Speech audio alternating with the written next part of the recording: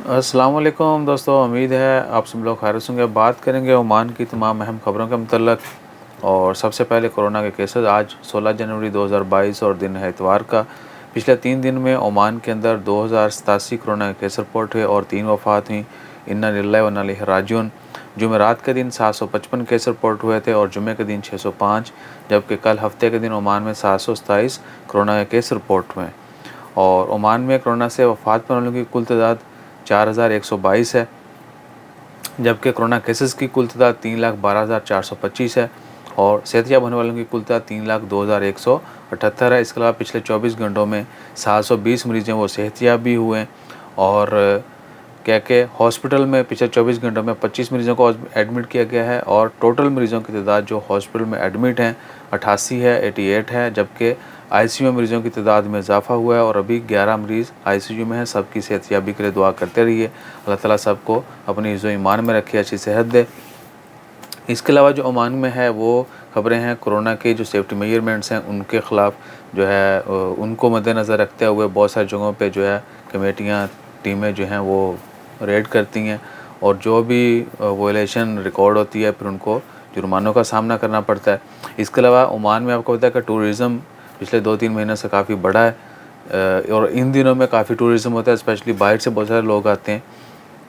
तो कुछ होटल वालों को कुछ ऐसे जगहों पर छापे मारे गए जो बग़ैर लाइसेंस के ये सब एक्टिविटीज़ कर रहे थे, यानी वो अपने गेस्ट जो है उनको होस्ट करते थे बग़ैर लाइसेंस के, यानी बग़ैर अप्रूवल के जो है लोग उनके पास जाकर रहते थे और एज अ टूरिस्ट प्लेसेस यानी होटल आप कह सकते हैं कि होटल की फैसिलिटी वो देते थे विदाउट लाइसेंस। तो उनके ख़िलाफ़ भी कार्रवाई की जा रही है। इसके अलावा 5 खारिजियों को गिरफ़्तार किया गया है ड्रग्स के साथ, जो कि गैर कानूनी तौर पर, वैसे तो मेरे ख्याल में कानूनी चैनलों से ड्रग्स आती हैं, लेकिन गैर कानूनी तौर पर जो है ड्रग्स मेडिसिन को भी कहते हैं, ठीक है ना भैया, आप किसी और तरफ ना ले जाइएगा बात को।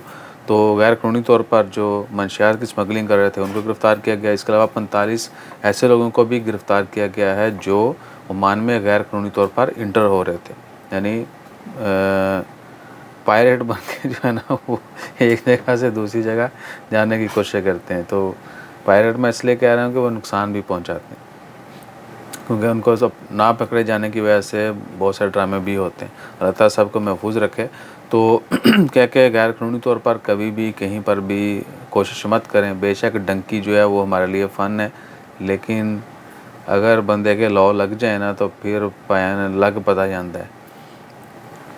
तो उसके अलावा क्या है, बाकी तमाम चीज़ें अल्हम्दुलिल्लाह एज़ इट हैं। कोई नए कवानीन सुप्रीम कमेटी की जानब से अनाउंस नहीं किए गए और ना ही कोई बाकी मेजर अपडेट्स हैं, स्पेशली खारिजियों के लिए। अगर कोई मेजर अपडेट होती है, डेवलपमेंट होती है तो इमीडिएटली शेयर करेंगे। अपना ख्याल रखिएगा, दुआ में याद रखिएगा। जज़ाकल्लाह, अल्लाह हाफ़िज़।